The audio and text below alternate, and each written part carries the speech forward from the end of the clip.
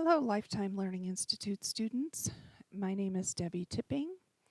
Originally, John had scheduled me to speak the last two classes of this spring semester, and because of the COVID-19 virus, the Lifetime Learning Institute felt it would be best to cancel the last two classes of the semester.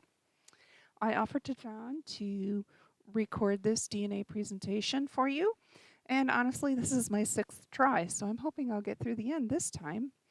Just for the record, the last try, my cat stepped on the screen and made it go black. So let's get started and see if we can get through it. Again, I said my name is Debbie Tipping. The PLCGS after my name stands for Professional Learning Certificate in Genealogical Studies. I completed the 40 course program through the National Institute for Genealogical Studies and earned an American Records Certificate. In other words, I took my intermediate level genealogy skills and I ramped them up to advanced by taking those 40 courses. So let's explore using DNA and genealogy. If you were curious to what our human DNA looks like, the two pictures on this slide are pictures from an electron microscope of our DNA. The picture on the left is DNA as it was extracted out of the human cell, and the picture on the right is the way scientists and researchers like to look at DNA. They have some order to the jumbled mess. By definition, our chromosome 1 is the longest chromosome that we have, and chromosome 22 is the shortest. So it's literally lined up by length. Chromosome 23, you can see, is the X and Y on this screen, and it's also called the sex chromosomes. In this case, XY means this DNA is from a male. If it was XX, it would be from a female. So why do we use DNA in genealogy? We use it to identify an unknown ancestor, like a biological parent, in cases of adoption. We use it to break through a brick wall when we reach a dead end in our paper research. For example, we have found an ancestor and we're just having a really hard time figuring out who our ancestor's parents are. And we use it to answer a specific question, and I will give you an example of that in just a moment. How do we use DNA? Most of us take a test and throw our DNA out there to see if there are any matches. That means we send in our DNA to a company, and then we get a report back saying who in that company's database we match. And again, we can ask specific people to test for relationships. And again, we'll talk about that in a few moments. Now, most of us took a DNA test probably because we saw the commercials. So let's explore the aspects that are highlighted by the commercials before we get into the meat of the DNA and showing you how to find your matches. My favorite elephant in the room, ethnicity estimates. When people see the word ethnicity estimates, they really want it to be all about their ethnicity. The reality is, it's estimates, and that's all because of statistics. Specifically, in the first bullet point, we are tested against the current population in these areas. So I know that all of my ancestors came from Northern Europe. I am 5th generation to 17th generation in the United States, which means my ancestors came between 150 and 350 years ago. So my DNA is compared to people in Northern Europe who are living there right now. And I hope the idea just popped into your head. People living in these areas in Northern Europe right now is a little bit different than it was 150 to 350 years ago. And that's why it's estimates. It's also estimates because of raw data versus phase data, and different confidence levels are used. Those are two concepts that have to do with intermediate and advanced level DNA analysis, so I'm not going to go into them, but if you want to look them up, you can. An important thing that you need to remember about ethnicity estimates is they are not useful for actually proving a relationship.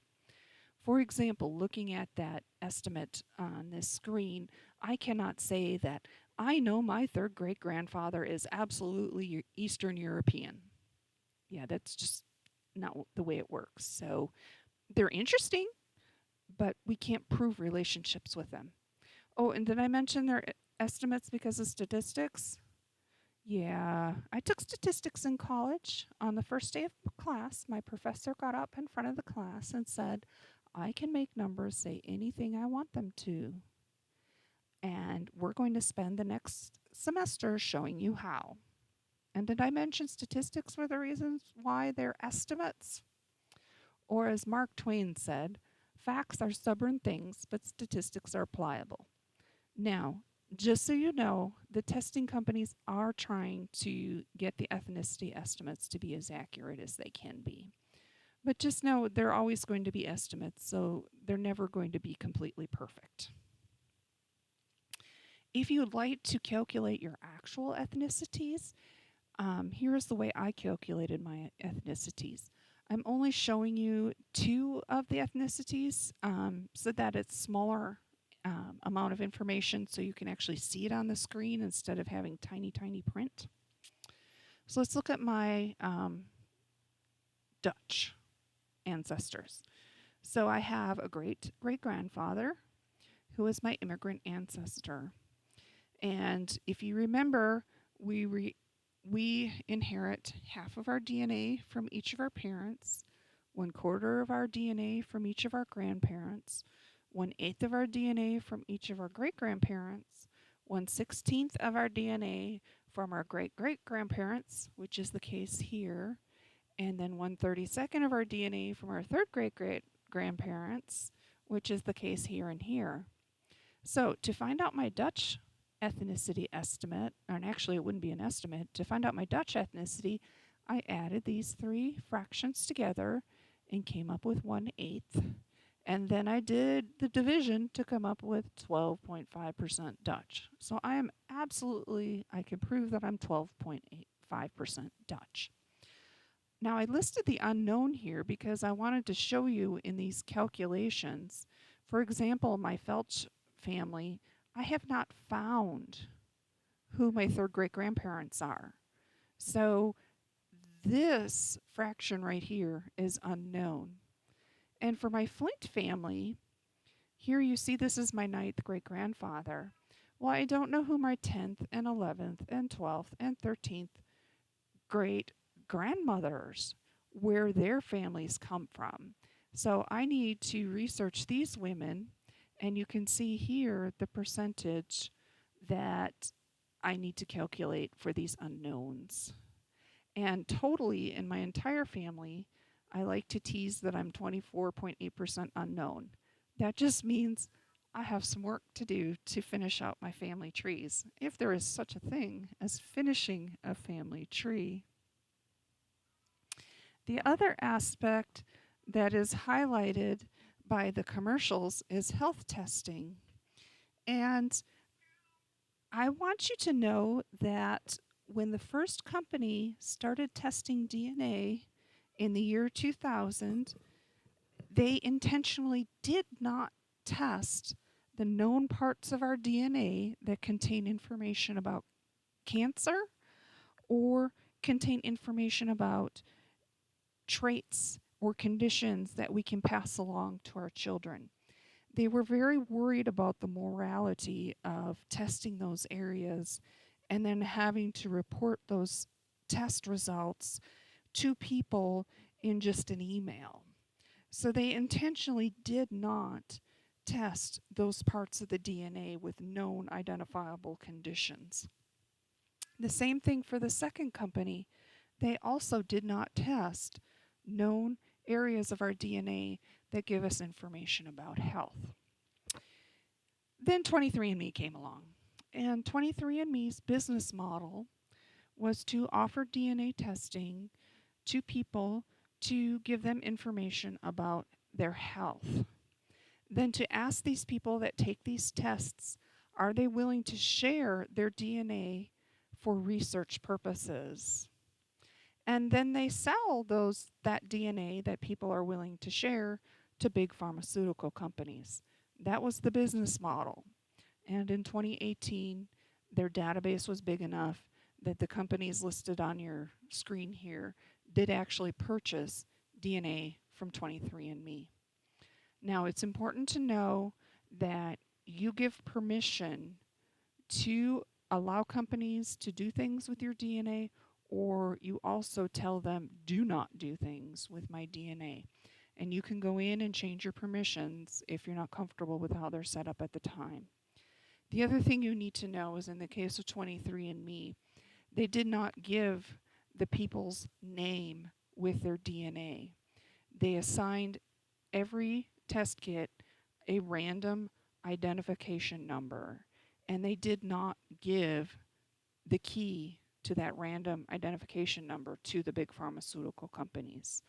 So all they received were random identification numbers instead of names and the DNA data.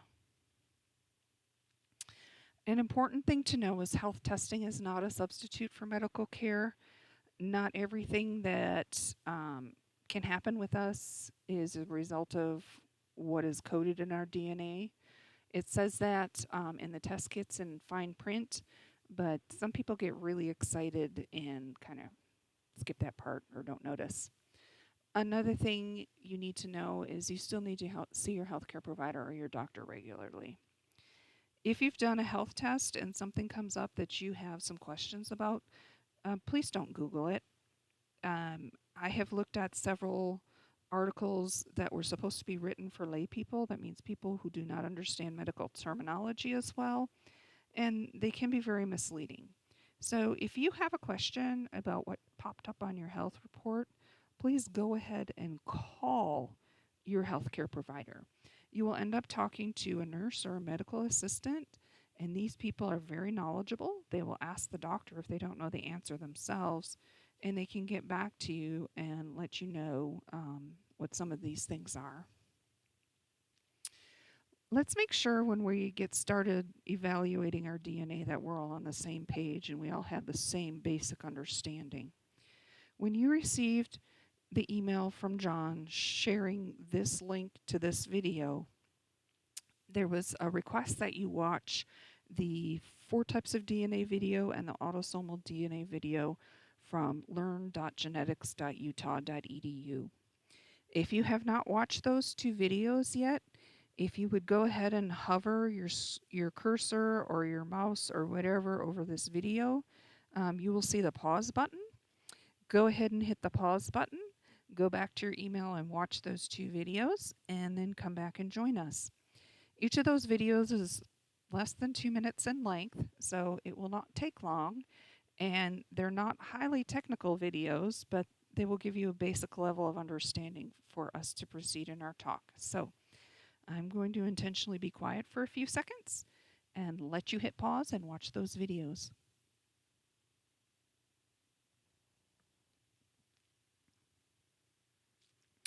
Alrighty, for everyone that watched the videos ahead of time or has a basic understanding of DNA, let's keep going. There are 3 terms that are important when looking at our reports, and I want to make sure we understand these terms before we continue, because your reports will make a whole lot more sense. You will see the term centimorgan, or a small letter C and a capital letter M. A centimorgan is a measure of genetic distance. It is about the same as taking a special tiny little ruler and putting it up next to those pieces of DNA that you saw on that first slide. In reality, the definition of centimorgan is much more complicated than that, but in all of our reports, we're using it as a measure of genetic distance, so that's the way we're going to think about it. Another term that you need to understand is a single segment. For a single segment of DNA, if it is greater than or equal to 10 centimorgans, then there's a very good chance we're related. If it's less than 10 centimorgans, then we get into the caution and danger zone where we may not be related to this individual. The testing companies report all of our matches. They know about this 10 centimorgan minimum, but they still report matches that are smaller than 10 centimorgans. So we need to look at our data as we are evaluating whether or not these people are related. Now, for people who are more visual, Here is a report of one of my DNA matches from chromosome 8 and chromosome 9. So here on chromosome 8, this person and I have the exact same DNA on this little bit right here. We have the exact same DNA on this segment right here, which you can see is much longer. And we have the exact same DNA on this segment right here. On the next slide, I will show you the actual lengths of those segments, but I wanted you to see what a segment was. Now, 10 centimorgans. If this person and I, the only DNA we had was this tiny little segment right here. These others did not exist. It was only this tiny little segment. For a single segment, that's when the 10 centimorgans comes into play. The third term we need to understand, because we will see it on our reports, is called total shared centimorgans or combined centimorgans, depending upon the testing company. Let me show you chromosome 8 and chromosome 9 from the same person again, but this is a different type of report so that I can show you what shared centimorgans are. So here's that same little bit from chromosome 8 and this bigger bit on chromosome 8. But do you see these tiny little yellowish lines across here? These are places where I share DNA with this person, but they're not long enough that they report them here in our chart. And same thing with chromosome 9. We share this right here, and we share this bigger chunk right here. And these tiny little pieces, as well as these bigger pieces reported, are the shared centimorgans. And the number we need to know for shared centimorgans is 40 centimorgans. If we only share 40 centimorgans, if we share less than 40 centimorgans with one of the people that we've been reported a match, then we need to be very cautious because we may not have a relationship. So remember, it's these reported lengths plus all these little spots where we match, but they're so tiny they don't report them, are the shared centimorgans. Every test has its limitations, and that's true for the autosomal DNA test.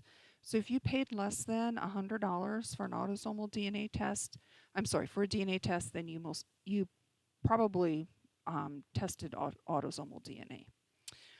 The autosomal DNA test is very accurate if you're trying to find a parent-child relationship, like in the example of adoptees, up to second cousins. So if you're trying to find your great-grandparents or descendants of your great-grandparents down to trying to find a parent or a child, this is an absolutely accurate test. The upper limit of the test is when you're trying to find fifth cousins or you're trying to find your fourth great-grandparent through DNA.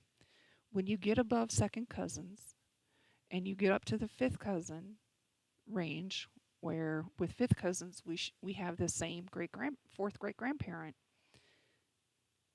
it's a little bit more iffy. We can use it to make the calculations up to the fourth great-grandparent or fifth cousin, but it's going to be a little more difficult. Let me give you an example. Let's say you want to prove for sure who your fourth great-grandparent was. That's this last bullet point. If you want to prove your fourth great-grandparent, you're going to need to test between 10 to 20 of your first and second cousins to prove that you have the same fourth great-grandparent. You need that much DNA from that many different people to prove it. So that is an example of asking specific people to take a test so that you can prove a relationship. The reality is, up to the fifth cousin level, it's not very often that we ask additional people to test to double check this.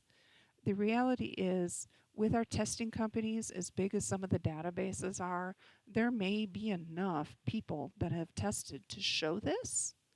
But at the same time, if there are not enough people in the database to prove that fourth great grandparent, the way you can prove it is asking first and second cousins to submit their DNA to that same testing company you're working through. Now, we are going to use the same process as we evaluate our DNA. So let's look at this process. We're going to look at the numbers we're given, the shared DNA, the number of segments, the longest segment. And remember, more is better. Part of the handout that was included in that email from John has two charts. One chart shows relationships and the amount of centimorgans you share, and the other chart shows relationships and the percentage of DNA that you share. So we're going to look at those numbers. The next thing we do when we look at each of our matches is ask ourselves the question, do I know this person? If you know this person, that's great. You can assign them to whichever ancestral family you're researching, and you can go on to the next match. If you don't know this person, then you can do one of two things. You can look at a tree if it was shared, but I need to caution you there because we don't know how good of a researcher these people are when they shared their family trees with the DNA testing companies. If you're looking at the tree and you're seeing absolutely no names that match, that could just mean that they're a newer genealogy researcher and their tree just is not very accurate. The other thing we can do if we don't know the person is we can look at the shared matches. And this is the actual hard data. This is what proves that we are related. So we're going to look at our matches for relationships we know. We have to always remember in the back of our mind when we're looking at each of these DNA matches, the company does not tell us if it came from our paternal side or our maternal side of the family. We have to make that determination. So from this point on, we're going to look at the reports from these four testing companies. And I'm also going to show you some of the fun other things that they have. So if you haven't tested at one of these companies and you really like this additional feature, then you can go ahead and test with that company the next time the DNA tests go on sale. As an introduction to the DNA companies, here they are. And the database size is reported as of earlier this month.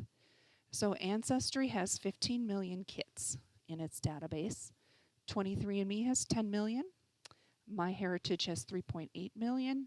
And Family Tree DNA has 1 million. Living DNA is the newest test company on the block. They began accepting testing kits in October of 2019 and did not report their database size.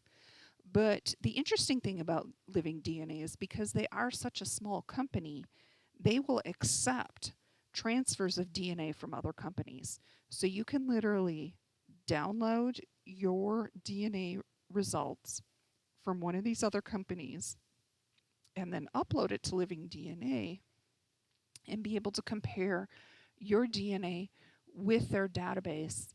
And as they have more and more tests coming into them, they will keep reporting matches to you. So let's start with Ancestry. Ancestry is the largest database. It's the least helpful with matches. And as we go through this presentation and looking at the other companies, you'll see what I mean by that. The other thing you need to know is they have one feature called through lines, and you need to be careful with that. But when we get to talking about the through lines feature, I will explain that more thoroughly. So I did my DNA with Ancestry, and when they sent me an email that said your results are ready, I logged into Ancestry and I clicked this tab up here, the DNA tab, and this is what I saw. Ancestry calculates relationships, so they think Carol is in my first cousin relationship and Charles is a second cousin. So let's go through that process to evaluate our matches. So we're going to look at the first two. Remember, look at the data they give us. 805 centimorgans of shared DNA. That's much more than 40. That's great. 32 segments, that's decent too. In this, for Charles, we have 450 centimorgans of DNA, shared DNA. Again, that is a good number. There's large amounts of DNA for both of these people, and there's much, much more than 40 centimorgans shared. So we are definitely related. Our second question is, do I know these people? In this case, yes, I do know these two people. Carol is my half aunt, and Charles is my first cousin once removed. And it's important to know that Carol is my half aunt on my dad's side of the family, and Charles is on my mom's side of the family. And you notice Ancestry doesn't tell me which side they're on. I have to figure that out. Now, if you're curious, I said first cousin once removed for Charles. If you're curious about this range, you can click on this little eye, and Ancestry will tell you that when two people share 457 centimorgans, there's an 89% chance that there's this relationship, a 6% chance that it's this relationship, and so on. So let's look at that a little bit more in depth. So Ancestry is telling me there's an 89% chance, because the amount of DNA that Charles and I share, that he's one of these relationships. And I told you, I know he's my first cousin once removed. Well, let's say that our evaluation process for our DNA has got us nowhere and is just really bothering us, that we don't understand how we're related to Charles. Well, this gives me a range here. I've got first cousin once removed, half first cousin, second great grandparent, second great aunt and uncle. This tells me that what I need to do is start out at the second great grandparent and second great aunt and uncle range and trace forward to find Charles. So this gives us a hint of what we need to do if we absolutely cannot identify someone. Now, another part of our process is, do I know the person, or if I do not know the person? So here's an example when I don't know the person. So Ancestry thinks at the third cousin range, Gail and I are related. Well, I don't recognize Gail's name. So I click her name. And it opens up this window. Common ancestors, family tree, ethnicity, those are fine. I'll look at them later. But I'm trying to figure out how Gail and I are related, because Ancestry says we should be related. And look here, 69 centimorgans shared. That's really good. That's much above our 40. So I'm going to click our shared matches tab. And this is the top of the list. Gail and I are both related to Tammy, Barbara, and BJ.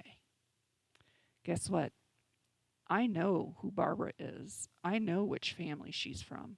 I also know who BJ is. I know which family he's from.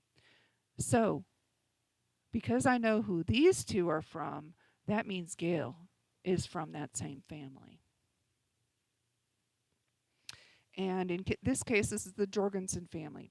So I know Gail is a Jorgensen from the shared matches. I'm just not sure which Jorgensen she's descended from. And once I figured this out, I want to leave myself a note. So Ancestry has this feature right here where you can leave yourself notes. This first feature is groups. I assigned her to the Jorgensen group. In Ancestry, you can define up to 24 groups. You also have the ability to add yourself a note. So if you click this right here, it will open up a box so you can leave yourself a note about this relationship. And let me show you Barbara, who I said, I know how we're related. In my notes section, I know that Barbara and I are both descended from George and Delia Jorgensen. This is our common ancestor. In Barbara's case, she's descended from James, the son of George and Delia. And in my case, I'm descended from George, the son of George and Delia. Now, Here's my Jorgensen group, but you see the second group here? I know Delia's maiden name is Evans, so I have marked both Evans and Jorgensen for Barbara and I.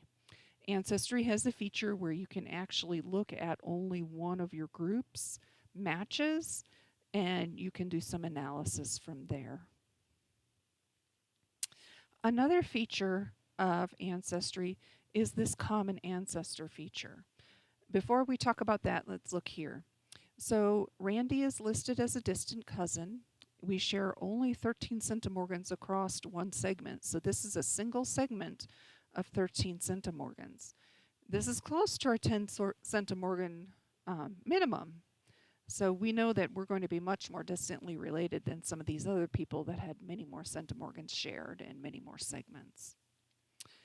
This 307 people is a family tree that Ancestry shared with, that he shared with Ancestry. But I'm interested in this common ancestor part right here. What Ancestry does is it takes all of the matches that they have calculated, and internally it creates a family tree, and it tries to see if it can find a common ancestor. In this case, between Randy's family tree and my family tree, they found a common ancestor. So let's look at that, because that's kind of interesting.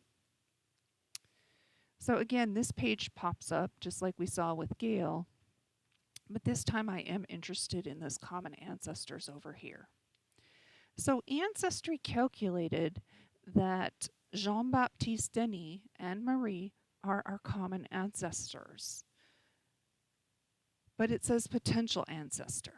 So I want to know why Ancestry gave me this recommendation as a potential ancestor. So I'm going to click View Relationship. And what pops up is this right here. This is my family tree. I have put all of these people into the computer or into Ancestry. I have them well documented. This is Randy's family tree.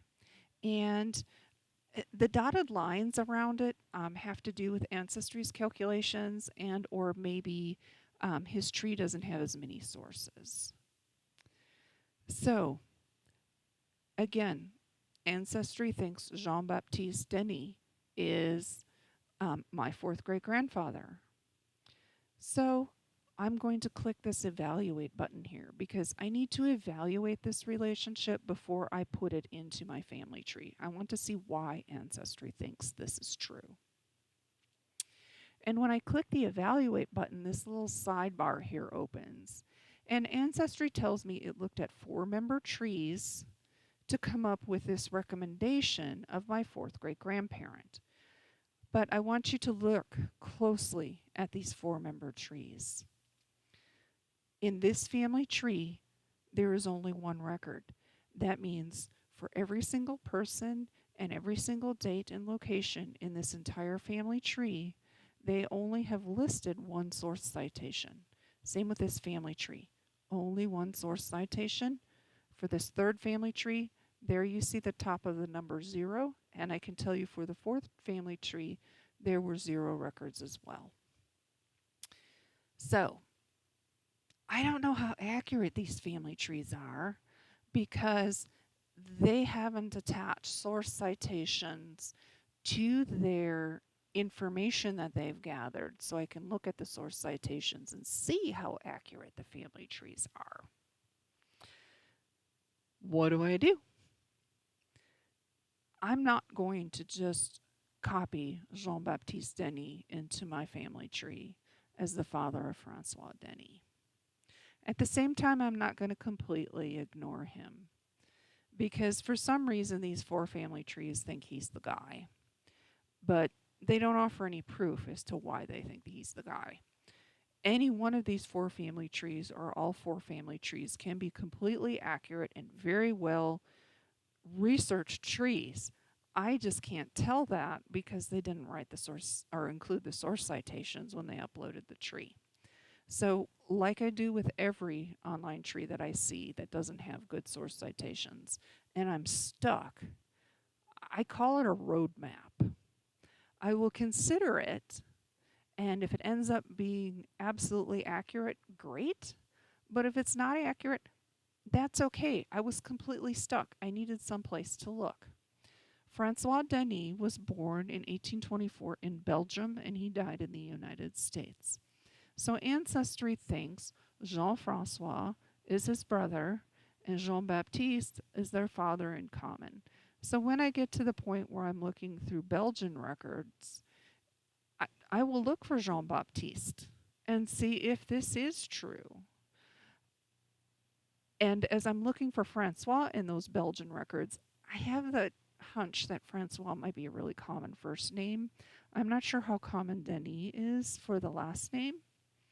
But if I see a lot of Francois Denis born about 1824, I'm not going to be surprised. So I may go ahead and also search for Jean Baptiste and see if I can see why um, Ancestry created this for me. So this is the through lines. The through lines is based on calculations that Ancestry makes with DNA and matching the trees it has internally and coming up with a larger family tree. So that's why you need to be cautious because we don't know how well, in this case, we don't know how well researched these trees are. They only state one record, but we don't know for sure. There may be much more that they use. It's just not there for us to see. Do you have any questions about Ancestry?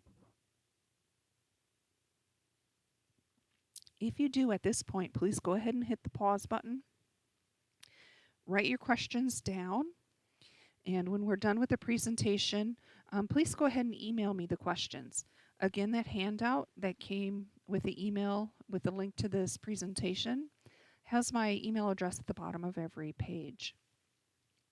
I will answer your questions directly, and then I will also compile a list of all the questions and comments that were made about this presentation and send it to John so he can send it out to everyone so everyone can benefit from the questions asked and the answers given. So let me give you a moment to hit pause if you need to, and then we will continue.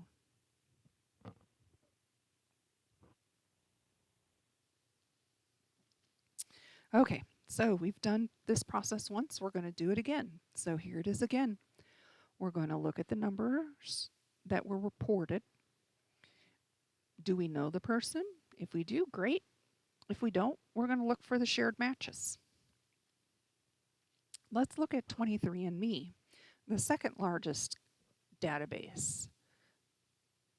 They were the first company to test health, and you can see specific segments that were matched, which is a really cool feature on 23andMe. When I submitted my DNA sample to 23andMe and they sent me an email and said, hey, you have matches, this is what I pulled up. And I want to evaluate my first 3 matches. What I want to tell you first, though, is all of the matches had a range, like this one, first to second cousin. And within 23andMe, you can change the matches. Louis is my great uncle, and Polly is my first cousin once removed. In other words, Polly is Louis' daughter. And I made these changes in 23andMe. So let's look at these matches. Now, remember how I gave you 2 charts? One had the amount of centimorgans and the other had the percentages of DNA in common? That's because each of the testing companies needs to do something just a little bit different so they don't get accused of copyright infringement from a company that was in existence before they started. So 23andMe uses percentages. So with Louis, I have 11.4. With Rick, I have almost 6. And with Polly, I have 6.5% shared DNA. Now, those percentages sound very small, but when you look at that chart that shows the percentages, that's actually decent. That's quite a bit of DNA. These 3 people are related to me. Do I know these people? Like I already said, I know Louis and Polly. They're on my maternal side. But I don't know Rick. So let's evaluate Rick a little bit further. Just like with Ancestry, I click his name. Now, 23andMe likes to give you a whole bunch of information. So we start with Rick at the top of the page, and we scroll down and we see our predicted relationship. And then we scroll down more and see a family background.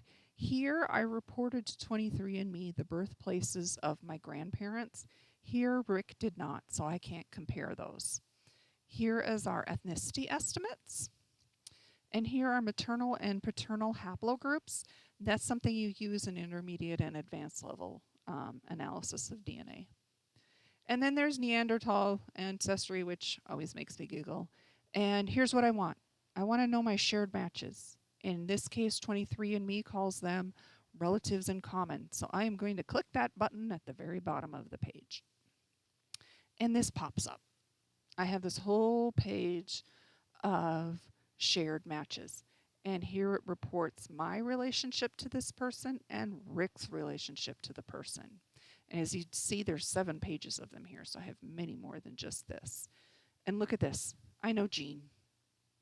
So because I know Jean is the Hurley family, I know that Rick also falls somewhere in the Hurley family. So I know Rick is a Hurley. And in my family, we spelled Hurley 2 different ways. That's why I have the little slash there. I just don't know which Hurley. One of the really cool features with 23andMe is called Family Tree. And in this case, it's a beta version of the Family Tree. This is actually our genetic family tree. So under the Friends and Family tab here, I'm going to click Family Tree Beta. Now I needed to reduce the size of my internet browser so that you could see the entire tree, and this is what it looks like. Down here at the bottom are all the tests that I have matched to, and 23andMe has calculated where these relationships fall into. So let's look at it a little more closely. Here's just one part of this family tree. There's Rick. Remember I said he was a Hurley? If I follow his line up, I go up to here. And this is my grandmother. What you need to know is when I first open the family tree is everything in all of these circles were question marks. And I needed to assign which person belonged to each of these question marks. You notice that this is light blue and it's not yellow between my grandmother and my grandfather. That's because my grandmother had 2 daughters out of wedlock. I found both of these daughters without DNA. So I understand why Rick is light blue going up here and not yellow, because my grandfather is not related to him. It's only my grandmother. And what's wrong here is this relationship. I wanted you to show that the 23andMe family tree, it's not perfect, but it's definitely accurate. So once I knew that this was my grandmother and this was my grandfather, that means this line going up here had to be those great-grandparents. And this line going up here had to be those great-grandparents, which meant this was my father and this was my mother, and so on. So this is kind of cool. And it only shows a few of your matches. It only shows your closest matches. Remember how Rick and I had 7 pages of matches in common? Yeah, it doesn't show all those matches. It doesn't even show Jean. Another neat feature with 23andMe is this advanced DNA comparison. So let's go ahead and click it. Now, this is going to allow me to compare my actual DNA with people that I match with. So since we've been talking about Rick, let's go ahead and pick Rick. I just had to scroll down further to find him. And then I'm going to click the compare button. So again, 23andMe gives you a lot of information. So at the top, it shows Rick and I, and we have 445 centimorgans in common or shared or combined over 23 segments. Here's the actual places where our DNA matches. So here's the picture. Now the cool thing about this is if you hover, Here is the picture that shows all of this, and just underneath it is the actual data. So looking at the first 7 chromosomes, all of these are fairly large segments. As you can see up there, the first 7 chromosomes, it gives me the numbers for all of these. Why is this important? These 2 screens are important in the intermediate and advanced level DNA analysis. That is not covered today, but you can do things with these numbers, and that's pretty cool. Do you have any questions about 23andMe? If so, go ahead and hover over to this presentation, hit that pause button, jot them down, and come back to us. I'm going to pause again. Alrighty, let's keep going. The same process that we've used twice, we're going to use it again. I'm hoping this is feeling a little more familiar and a little less intimidating. We're going to look at the data that's reported, the numbers, and then we're going to look at the name and say, do I know this person? And if I don't know this person, then I'm going to look at the shared matches. Family Tree DNA was the first commercial DNA company, and it began in the year 2000. Now, they say that professional genealogists use family tree DNA, and that is true.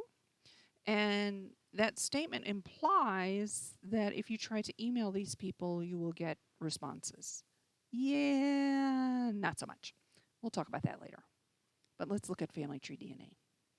So I submitted my DNA to family tree DNA, and when the email came that my results were ready, this is what I saw when I opened family tree DNA. This ancestral names column here is self-reported. I do not pay a lot of attention to this because these may or may not be accurate. Here we have shared centimorgans, and here we have longest block reported. So just like we've done before, we're going to evaluate. So here's Carol again, and here's Rosanna. They're my first 2 matches. So let's evaluate them. We have 819 shared centimorgans reported here, and the longest block or the longest segment is 103. 109 and 22. These are definitely well above our threshold numbers, so I know that these are 2 ladies are related to me. Do I know these people? Well, I think you already know who Carol is. She's my half aunt. And Rosanna is my second cousin once removed. How do I know that? I have traced my family tree forward so that I know who these people are. That's how I know she's my second cousin once removed. If I didn't know that, then I would need to go ahead and trace my family tree forward so that I know I can find these people's names. Now, let's look at someone I don't know. In this case, I don't know Susan. Her last name is right here. I avoided it out for privacy reasons. I simply do not recognize Susan. But we have a good amount of shared DNA, and we have a good longest segment. So we click the box instead of the name. And when we click the box, this little window opens up down here, and we need to click In Common With. In Common With is the terminology that Family Tree DNA uses for shared matches. She and I have 11 shared matches. Well, actually, it's only 10 because I think you can see this is the same person. I'm not really sure why he did 2 tests, but he did. I don't recognize any of the names. I don't recognize any of these names. So I'm going to need to set it aside. And I'm going to need to look at other matches that I have. And maybe I can come back and I will recognize one of these names. And maybe after I've done some more, I won't recognize one of these names. And again, that's where intermediate and advanced techniques come in. And like I just said, I'm not going to worry too much that I didn't recognize those 10 people. I'm just going to go ahead and look at the next match. And like I said, if after I've looked at some more matches, I may be able to go back to the people that I've skipped and see if I recognize any names. And if that's not the case, then again, it's intermediate and advanced DNA analysis techniques that you can learn about later. I want to highlight something about those shared matches again. Here's Dean. We have 66 centimorgans of shared DNA, but our longest segment is only 8. So that's kind of in the caution zone because this is more than 40, but this is less than 10. So honestly, I'm not going to spend a lot of time on Dean. I'm not going to be worried if I don't figure out this relationship because there may or may not be a relationship. Betty Louise down here, we have 25 shared centimorgans, which is definitely less than 40. And we have 8 shared centimorgans, which is also definitely less than our 10. So Family Tree DNA reported this relationship to me, but it is most likely under this remote cousin if it is even a relevant match. So I'm really not going to spend any time at all on Betty Louise and trying to find out how she is related to me because those numbers are below our minimums. There is another feature of FTDNA which is kind of fun. It's called the chromosome browser. We were just looking at matches. Some of these other things like advanced matches and the matrix and ancient origins and all that kind of stuff, those are intermediate advanced techniques. We're not going there today. So let's click the chromosome browser. It opens up my list of matches again, and it tells me I can compare up to 7 people with me. So I would just click up to 7 boxes here. Well, I'm only going to compare 2. I'm going to compare Carol and Rosanna because we looked at those before. And see, here's Susan down here. She's a fairly close match because she's high on my list. So again, I shrunk my internet browser so you could see the entire 23 chromosomes. And here I have enlarged just 2. 23andMe. We're an FTDNA. I'm sorry, our FTDNA chromosomes. The company assigned Rosanna the color blue and Carol the color red, and it gave me 1 strip of DNA for each of these individuals. If I had checked 7 boxes, I would have 7 copies of chromosome 16 to look at, and there would be 7 different people with 7 different colors assigned. So I can see with Rosanna, here's the segment here, here's a little larger segment here. With Carol, because she's more closely related, we have much longer segments. Do you have any questions about FTDNA or family tree DNA? Again, I'm going to pause to give you a chance to pause this presentation so you can write down your questions, and then we'll get started again.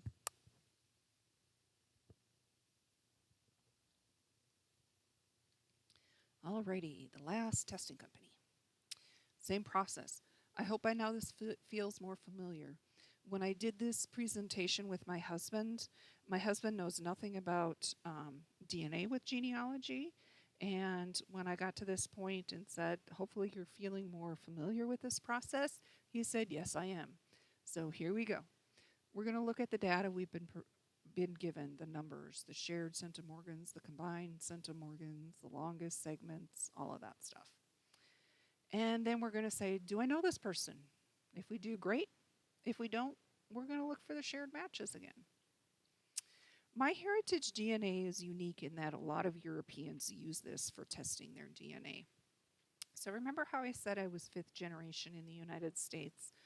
I'm going to be able to find some matches here of people living in Europe. These are going to be brothers and sisters of my ancestors that did not come to the United States. Another thing about MyHeritage is it is one of the smaller testing companies because it's newer.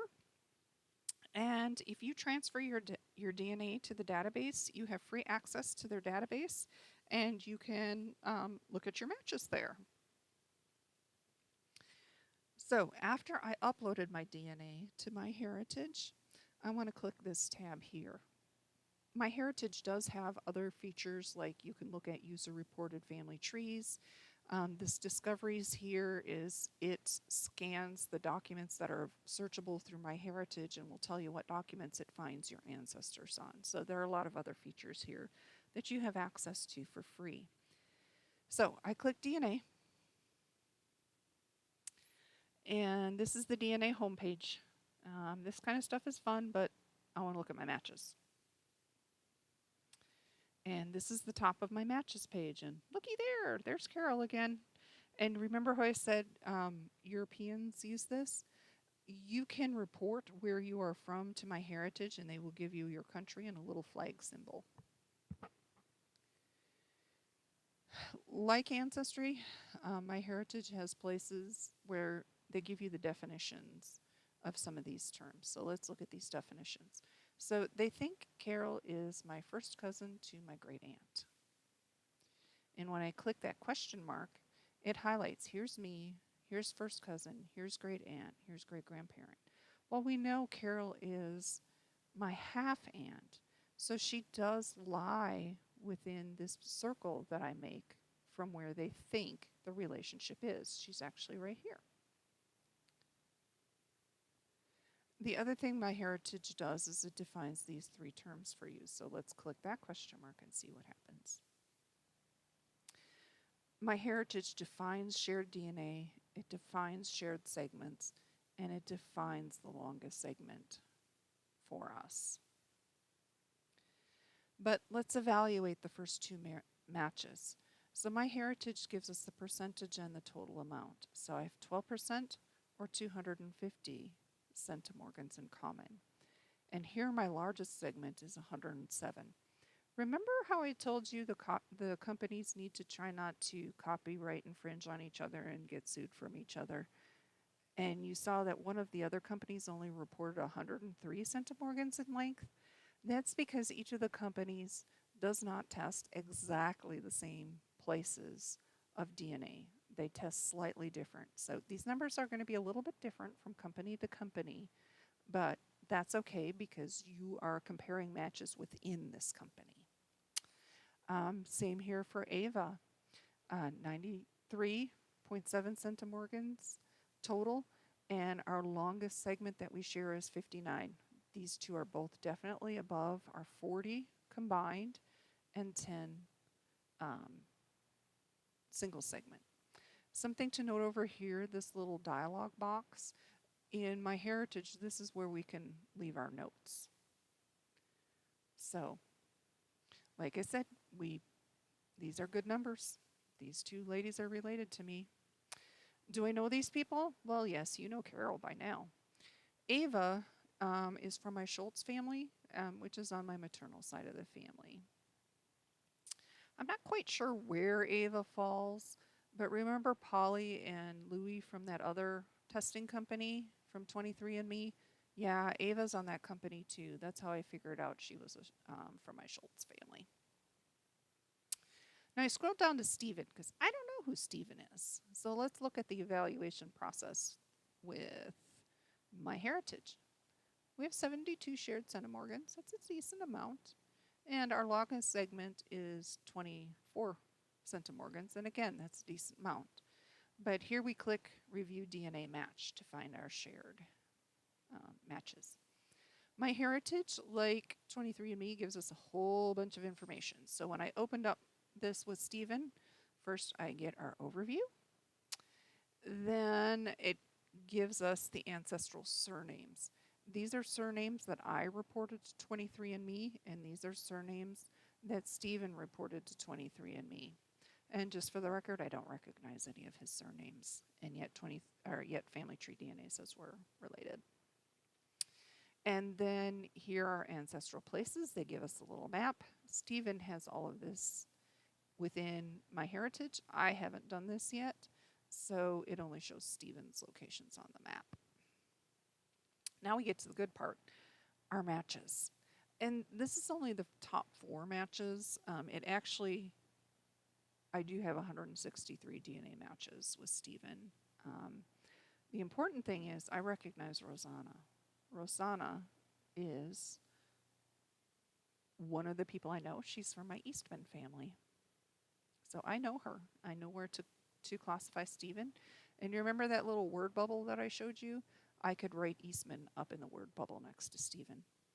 But I got to keep going because my heritage gives us lots of information. Underneath the matches, it shows me Stephen's self-reported family tree. And it shows the ethnicity estimates between Stephen and I.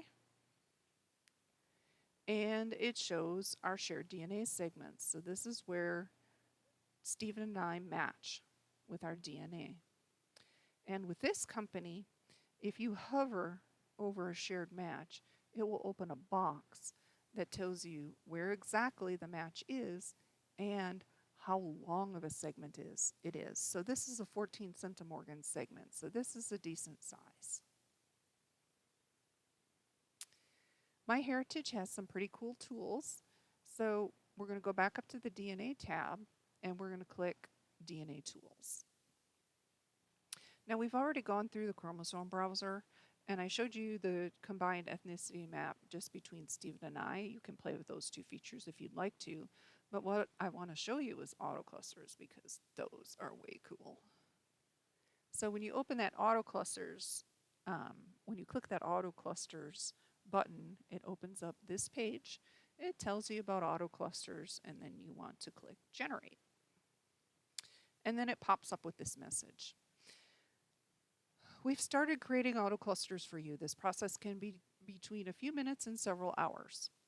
Just for the record, several months ago when I did this, it said it would take between a few hours and several days. So for whatever reason, at the time I created this report, it went rather smoothly. It also tells you the email address that it's sending the report to you. So the email came very quickly, and this is the email that comes with it. It tells me that my report is in a zip file, and it recommends that I do not open the zip file when I'm in email, and then it gives the normal legal disclaimer. And at the bottom of the email, here's the attachment with my report. This here is Google Drive. So if you're a Google Drive person, you can click there and it will put it into Google Drive. I like to download things and look at them, so I click download. I have a PC, so this is what I get to see for all you Mac people. I downloaded the auto zip file and then I opened it. And then it took me to my downloads file. And this is what I see. I have 3 documents. I have a Chrome document, or an HTML document, an Excel document, and a README. I highly recommend reading this README document because it will tell you a lot about your autoclusters. But if you do what I did, you're going to look at your report first, and then you're going to go back to the README file. So this here is a comma delimited file. It will import the information into any type of spreadsheet. This is all the raw data it used to make these calculations. I've never used it. Maybe in advanced DNA analysis that's helpful, but that's what it gives you. Again, I had to shrink my view so that I could show you the entire report. And it shows people along this axis and the same people listed along this axis. So let's look at it a little closer. This shows cluster 1, and it tells me there's 12 matches, and cluster 2, and cluster 3, and cluster 4, and it goes down past cluster 15. And if we look at those first 4 clusters in a little more detail, it shows me cluster 1 has 12 members. So these first 12 people and these 12 people, they match along this line here, and then they match each other with these other dots. Cluster 2, these next 8 people and the same next people, they match each other and me here, or they match me here, and they match other people in this 8 group in those places, and so forth. So let's look at cluster 1 a little more carefully. It says I have 12 people, but I'm only showing you the top 1, 2, 3, 4, 5, 6, 7 because I didn't want the type to get so small you couldn't read it. It reports centimorgans. In this case, this is shared centimorgans. It says largest centimorgan That means it's the largest segment. And this ICW is something used in intermediate and advanced techniques. And this tree within my heritage, you can actually click on this tree to open up the family trees from these people. Now remember, I had previously identified Ava, and I had written a note in my notes section. What my heritage has done is it's done the calculation that says these 12 people all come from the same family. I've already identified the family line as the Schultz family line.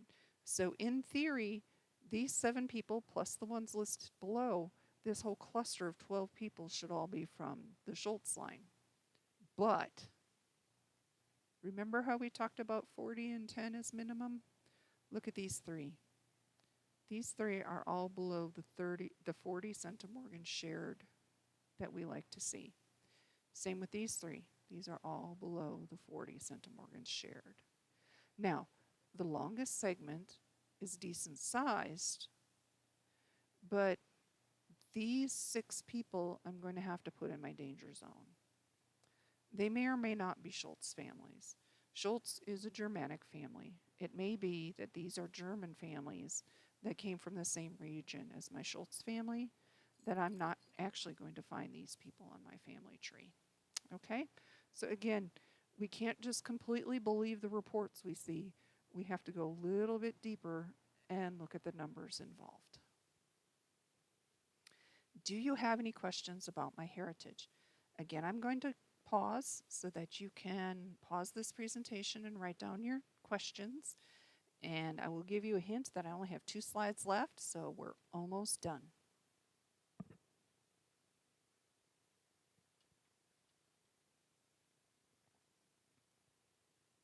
Alrighty. So I recommended that when you get your DNA results back, that you just go ahead and evaluate your matches. I didn't say anything about sending email to any of your matches. Why? Because that's what I did. When I first got my matches, I emailed everybody. Actually, I emailed 76 people. And in my personal experience, less than half of them actually replied to my email. Many did not reply to email. So I spent weeks and weeks waiting for people to email me back when I could have gone through this first level of evaluation and figured a lot of those out on my own. So I'm recommending that you just go ahead and evaluate your matches. Can you email these people? Absolutely. Just don't be surprised if you don't get a response back. You may exchange emails with some of these people, and it becomes a great wealth of information. And you find out a whole lot of really neat stuff about your families.